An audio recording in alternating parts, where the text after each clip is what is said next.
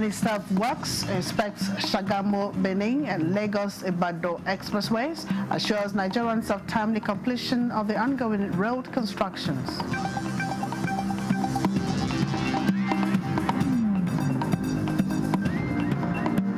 Political analysts urge new INEC chairman to enhance electoral transparency and strengthen the commission's independence. Relatively reliable, by all measures. You want to look at his character, how he has conducted himself in the university. He was a member of committees. How did they do that? They were giving assignments, all that. Antecedents.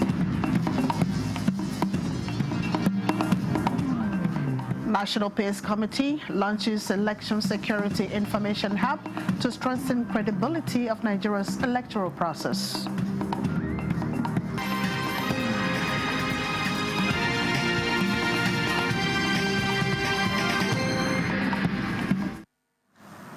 Hello and welcome to the News Desk of 3 on Antennas 24 live from Abuja. I am Mina Daniels. The federal government is assuring of timely completion of the ongoing reconstruction works on the Shagamu-Ore-Benin Expressway, emphasizing that the roads remain key drivers of economic development under President Bola Tinubu's administration. The Minister of Works, David Umahi, stated this while inspecting the ongoing reconstruction work on the roads. Lukman Adefosa's report is here presented. The Minister of Works, David Umahi, who commenced the road inspection from the Shagamu interchange, expressed satisfaction with the progress of work on the reinforced concrete pavement. The minister announced that the first section of the 24-kilometer stretch from Shagamu interchange to Ikweru Junction is nearing completion, with 8.1 kilometers of one side of the dual carriageway already completed, and urged the contractors to expedite work on the remaining 96 kilometers from Ikweru Junction to Itele axis.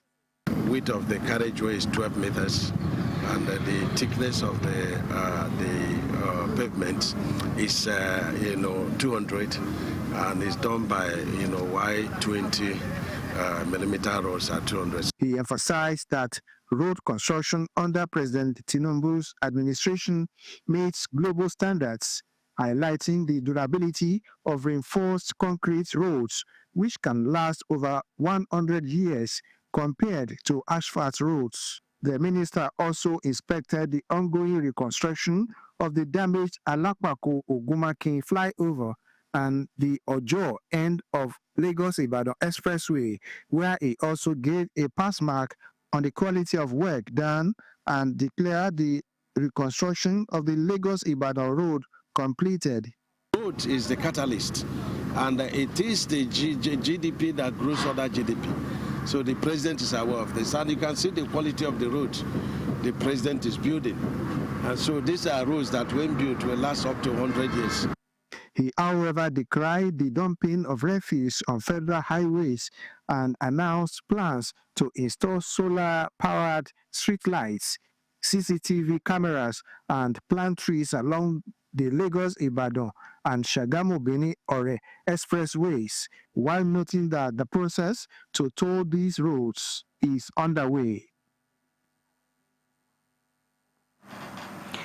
Guests on NTA flagship program, Good Morning Nigeria, want the new INEC chairman, Professor Joash Ojo Amopito, SAN, to enhance electoral transparency, restore public trust, and strengthen the commission's independence. The guests urged the INEC chairman to proactively maintain successful improvements by the commission, as well as ensure timely stakeholders' engagement, efficient election management, and prompt dispute resolution.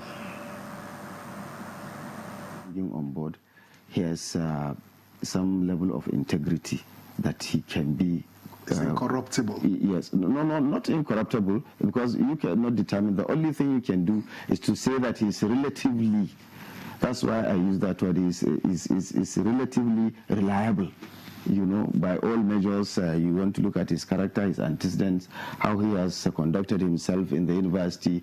He was a member of committees. How did they do that? They were given assignment and all that. Antecedents. we have to demand transparency in this kind of, what did the secret police say about this nominee? Then he comes to the National Council, which is of State. And this National Council of State consists of the people you are talking about, former this, former that, former head of state, former, and they give us unanimous. No. Unanimous. And then we go to the place where the real treadmill of scrutiny should happen. The Senate. The Senate. Building institutions aiming to safeguard Nigeria's democratic process and deliver free, fair elections that reflect the true will of the people, they insist, is sacrosanct. Ahead of the 2027 general election, the National Peace Committee has launched the Election Security Information Hub to strengthen the safety, credibility, and integrity of the country's electoral process. Executive Director and Head of Secretariat of the committee at the Kuka Center, Atta Barkindo, says the initiative aims to support the democratic governance program in Nigeria. Timothy Yusuf reports. The National Peace Committee believes the strength of every democracy rests on the credibility of its elections and the confidence of its citizens in the process. The committee identified insecurity as a threat over the years as each election cycle exposes familiar vulnerabilities, weak coordination, delayed responses, and limited access to credible information. Recent elections, including the 2023 general election and the 2024 off-cycle polls, reveal the magnitude of these threats according to the Peace Committee. Let this hub serve as a reminder of what is possible when vision meets partnership, where information, credible information, protects democracy, and where security will safeguard the will of our people. Democracy flourishes where peace is protected, justice is upheld, and institutions work together in good faith.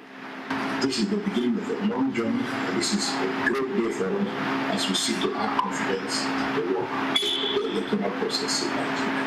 The Election Security Information Hub serves as a repository for gathering, analyzing, and sharing verified data on insecurity and its impact on elections, including the tracking of electoral offenses nationwide. Timothy Yusuf, NTA News. 14 years after the enactment of Freedom of Information Act, stakeholders are advocating reform of the law in view of present realities and for more efficient and effective service delivery. Omenka Amarachiku completes the report. The Freedom of Information Act was passed by the National Assembly and assented by former President Goodluck Jonathan in 2011. The Act comprised 32 sections dealing with various acts, such as right of access to the record, the procedure for requesting information, circumstances under which requests can be granted, judicial review, and the Attorney General's oversight responsibility. 14 years down the lane, these stakeholders are here brainstorming towards the review of the law to accommodate penalties to any organization or individuals who might be reluctant in fulfilling right information as stipulated by the law. And so the thrust of this engagement is to make sure that together we can harvest the input of other critical stakeholders so that together we can have a reform agenda that is comprehensive, an agenda that is clear, and one that is fit for purpose. In the light of our democracy, the Freedom of Information Act is one of the legislations in Nigeria now that is well and alive. Forward, I feel that we should have regulations and give the Attorney General powers to make regulations that way he can compel public institutions to comply with the provisions of the law general. But above all, we need training.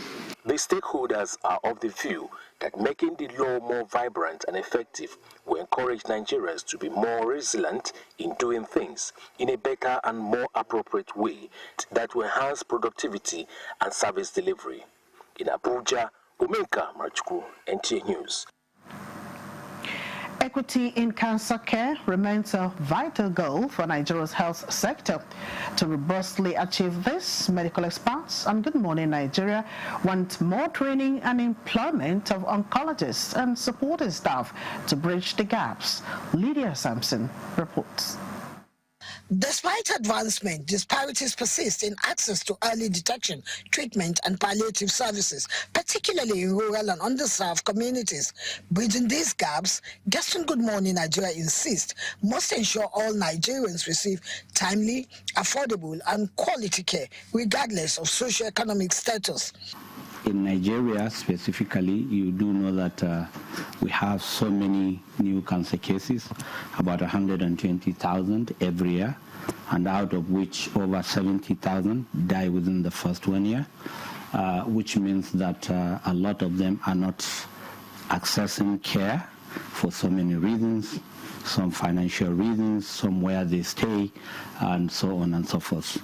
They are optimistic with government and private partner collaboration and intensifying efforts to expand cancer screening, improve infrastructure, and subsidize treatment costs. Attaining equity in cancer care is feasible. Empowering healthcare workers with training and resources, the guests believe, is also critical and sacrosanct. There is an initiative that is being championed, the initiative of government, and the current administration that is being championed through the agency, the National Initiative for Cancer Early Detection, Screening and Coordinated Access to Care. And this is actually aimed at deploying cancer care services, more especially in the area of prevention, awareness creation, as well as screening. With 50 million female children already immunized for cervical cancer prevention, as well as a better timeline for children with cancer, the guests acknowledge that though a lot is being done to prioritize prevention, more still needs to happen to mitigate cancer burden in Nigeria. They emphasize why achieving equity in cancer care will not only save lives, but strengthen Nigeria's commitment to universal health coverage and social justice. Escalation of awareness across sectors, fostering a healthier, more resilient nation. In Abuja, Lydia Sampson, NTA News. Defense and Police Officers' Wives Association, DEPOA, is intensifying its campaign against illicit drug abuse among youths, emanates with far-reaching consequences on individuals, families, and the wider society. The Chief of Defense Staff, General Christopher Musa, a special guest at the advocacy program, commended DEPOA for re-echoing the dangers of substance abuse among the youths through Stay Clean Championship. Nigeria is blessed with a youth-dominated population, the workforce in most societies, often referred to as the leaders of tomorrow. The future of this youth seems to blink with the increase in use of illicit drugs, with possible short and long-term changes in the brain, causing mental health issues like memory loss, depression, and anxiety, leading to losses in productivity and healthcare expenses. What we are charging you with today is to leave this place with a reinforced zeal to live a disciplined life. If you live a disciplined life, you will be able to live above substance use and other social vices. The call from DEPOA to the youth is to say no to illicit drugs and yes to a healthy lifestyle. Let the lessons of this championship remain. Let the friendship forged here continue to grow. And let the powerful message of live free, stay clean resonate in our hearts and minds long after we leave this venue. Go forth as an ambassador of healthy, active, and drug-free life. These initiatives are sowing the seeds for future stars and building morally upright youths who will become ambassadors of our nation. This is a clear demonstration that building the nation does not only depend on policy and politics, but begins with empowering our youth to dream more, strive more, and achieve more. The advocacy also enjoined Nigerians to view the ongoing fight against drug abuse as a collective responsibility. In Abuja, Ismail Musa, NTA News. This is the news desk at 3 on NTNS 24. We will pause here for a break. More reports when we return. The Order of Merit Award goes to... tomato paste manufacturer to win the National Productivity Order of Merit Award by the Federal Government of Nigeria, endorsed by the Association of Private Medical Practitioners of Nigeria. This is an evidence of 100% natural goodness. Eat healthy to live longer. Buy now and enjoy up to 20% discount. Feel the power of precision, engineered to perfection. Every component is crafted with care, and each design is meticulously tested. From concept to creation, our engineers push the boundaries of technology, seamlessly blending performance and sustainability with a deep commitment to African ingenuity. Introducing the CNG Boss, a remarkable achievement in engineering designed to operate on compressed natural gas, a cleaner and more sustainable fuel alternative. At Innocent Vehicles, we proudly lead the way in creating greener mobility across Africa. And it doesn't stop there. From SUVs to sedans, spacious buses to electric cars, Innocent offers a wide range of models designed to meet every need. Innocent Vehicle, the pride of African Road.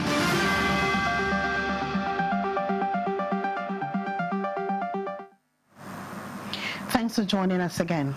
The Nigerian Hydrological Services Agency, NISA, says it is developing a 5-year strategic action plan to guide its operations, which will focus on innovation, regional empowerment, and stronger stakeholders' engagement in monitoring and managing surface and groundwater resources and mitigate the impact of floods on lives and livelihoods. Alika Okpanachi-Arwa reports that the agency made this known during a press briefing in Abuja. The Nigeria Hydrological Services Agency, NISA, has again drawn attention to the need for proactive measures against flooding across the country. The Director General and Chief Executive Officer, NISA, Umar Ibrahim Mohammed, made this known during a press briefing in Abuja, where he reviewed the performance of the 2025 hydrological year and gave updates on flood preparedness and response. We are, for the first time, actually doing a project in the agency, trying to produce our SAP, the Strategic Action Plan. Now, this Strategic Action Plan will help the agency to focus on the needs of Nigerians. He noted that data gathered from monitoring stations across the country shows varying levels of rainfall and river discharge, emphasizing that some states remain at high risk of flooding due to the overflow of major rivers and poor drainage systems. What government is trying to do now is trying to deploy a mechanism that will encourage people to adhere to these warnings and to prepare better. Where state governments have already provided flood camps, those communities should be aware of where those flood camps are, and in the event of flooding in their communities, they should be ready for evacuation. He therefore urged states and local governments to act on early warnings and support efforts aimed at protecting communities from the impacts of extreme weather events, in addition to stronger public awareness. In Abuja, Alika Okpanachi-Arwa, NTA News. The education sector, under the leadership of President Bola Tinubu, has continued to receive a boost in recent times following deliberate policies and interventions from government. One of such is the inauguration of academic activities of the Federal College of Education, IDIDEP, in Akwa Ibom State, with the maiden matriculation of 583 pioneer students. Umar Basi Edek has the report. The event, held on the grounds of the Federal College of Education, IDIDEP, marks the birth of a new citadel of learning in Akwa Ibom State.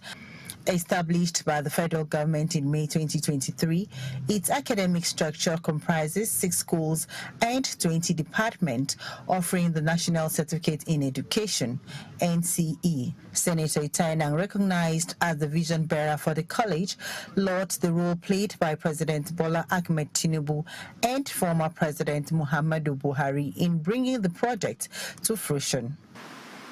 This institution is a testament to the federal government's deep desire to improve the standard and quality of education in Nigeria. President Bola Ahmed Tinubu and the APC-led federal and state governments wants the greatest for the children of Nigeria. Various stakeholders, including the host community, pledged support to the success of the institution. Teachers have to run upon what we call collaboration with other stakeholders in the education sector to be able to extend the frontiers of professionalism and academic excellence globally. It's beyond physical development, but these are things that we can use and give a good record and account of a good president. High point of the ceremony was the administration of the oath by the college registrar, Mr. Nsemeke Udokman, to 583 matriculating students. In Ididep, Umar Basadate, NTA News.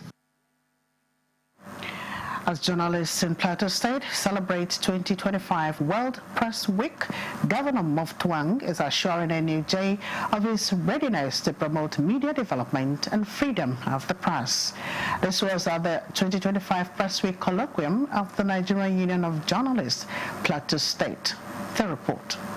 Gathered here are professionals from various media, as well as stakeholders who came from far and near for the NUJ 2025 Press Week colloquium with the theme, Plateau, what next after the crossroads? Speaking on the theme, the Bongom Jos and Chairman Plateau State Council of Chiefs and Emirs, Dar Jacob Yambuba represented, called on the people of Plateau to embrace dialogue and reconciliation for lasting peace and development. As a strategy to reduce incessant attacks on village and their invasion, the state government can remodel and boost activities of security outfit, Operation Rainbow, by developing a legal framework that would collapse all community vanguard vigilante groups into the outfit. National President of the NUJ, Al-Hassan Yahaya, represented, and the Plateau State NUJ Chairman, Ayuku Pwaspo, reaffirmed the commitment of the Union to upholding professionalism and promote national cohesion through responsible reportage. Governor Kela Mutfwang represented, commended journalists in the state for their continued efforts in promoting peace, accountability, and civic engagement. I'd like to use this opportunity to commend the NUJ for shaping the conversation and the narrative on matters that affect Plateau State and their professionalism in building a better Plateau for us. The event featured panel discussions as well as the presentation of awards to outstanding personalities for their contributions to the development of journalism. In Jos, Indenyan and Abidjan, NTA News. Enough sleep, good diets, regular exercise, social interactions, and adequate intake of water have been identified as ways of improving mental health as Nigeria joined the rest of the world to commemorate this year's Mental Health Day. Yemi Dalemo reports on a town hall meeting on mental health held in Abeokuta, Ogun State. It shows that 1 out of 6 Nigerians is battling with mental health issues, with over 60 million people living with mental health challenges in the country. Towards reversing this negative narrative, a consultant mental health practitioner at the Federal Neuropsychiatric Hospital, Aro, Abeokuta, Dr. Emmanuel Abayomi, identified symptoms of mental health to include tension, headache, anxiety, depression, tightness of the chest, among others, urging Nigerians to take things easy and to always practice safe, homemade solutions to improve their mental health.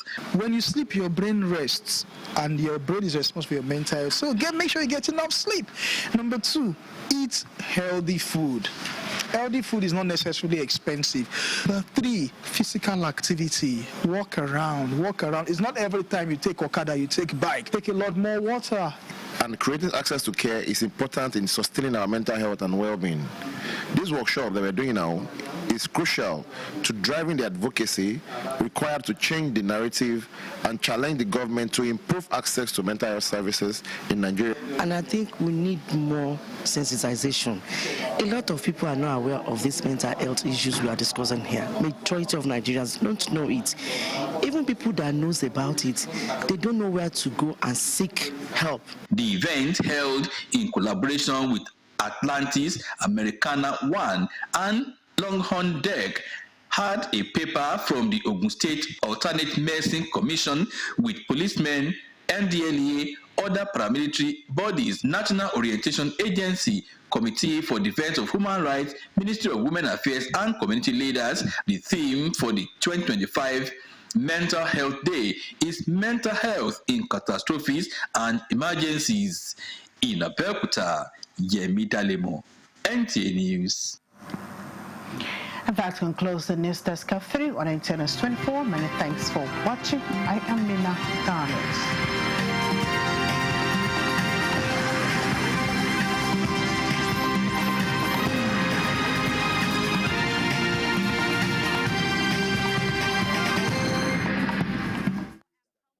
They say you cannot eat potential, neither can you bank potential.